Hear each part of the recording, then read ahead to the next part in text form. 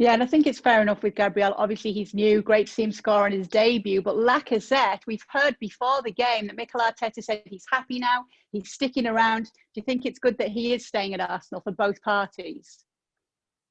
Well, I think any team needs competition for places. They also need goal scorers, and he will provide both of those things.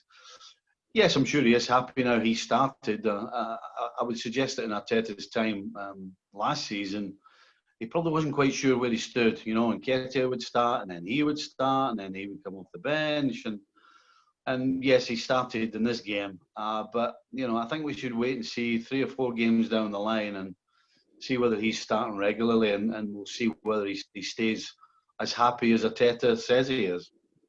And Nketiah and Dani Ceballos had a bit of a scuffle, it seemed, in the warm-up. Maybe they're a bit frustrated that they weren't starting in this game. Is this normal, Stevie, or should they have kept that off the pitch where everybody can see when it's so close to a game?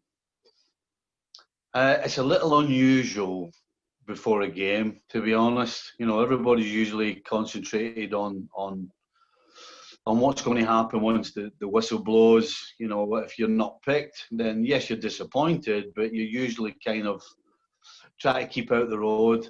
So yes, it was absolutely an unusual situation.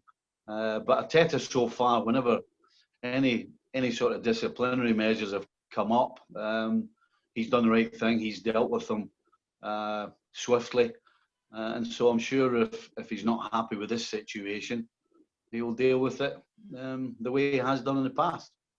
Wasn't the easiest start for Fulham. Do you think Scotty Parker's got work to do, or is it just that they came up against Arsenal today looking like that? Work to do? My goodness, they're in for a long old season.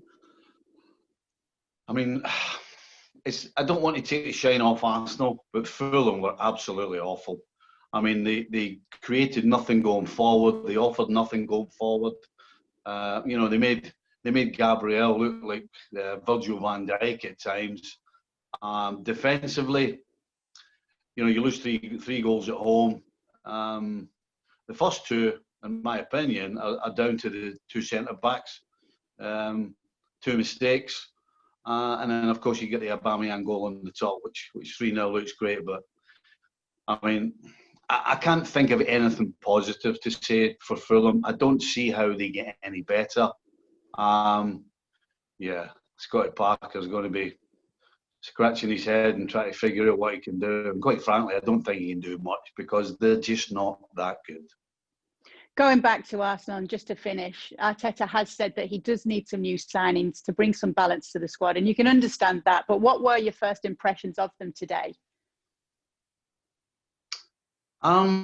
Listen, if you could write up, if you're Arteta and you could write a script for an opening day fixture away from home at a team that's newly promoted, you couldn't have come up with a better performance than this today. Other than that, as I said, that little mix-up after 2 minutes. Well, the other 88 were dominant. Some good football, a great goal from Aubameyang. They put pressure on the opposition.